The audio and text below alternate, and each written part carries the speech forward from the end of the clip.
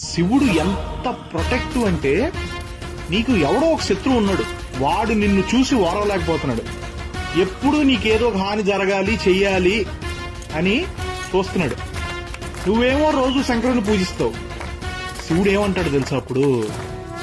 నా ఎగ్జిస్టెన్స్ ని నమ్మి నేను ఉన్నానని మనసా వాచా కర్మణ నమ్మి కొలిచే నా భక్తుడికి హాని చేయాలని చూస్తే వాడు తప్పు చేసినా సరే, ఐ మెన్షన్ ఇట్, వాడు తప్పు చేసినా సరే నాకు వదిలే, నువ్వు వేయగలిగిన దానికన్నా పెద్ద శిక్ష వేస్తా. తండ్రిగా నా భక్తుల మీద నాకు ఆ హక్కు ఉంది.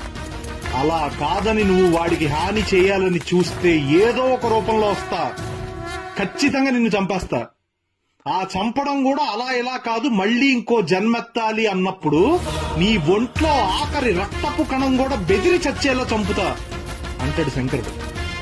అంత ప్రొటెక్టివ్ అండ్ అంత ప్రేమ.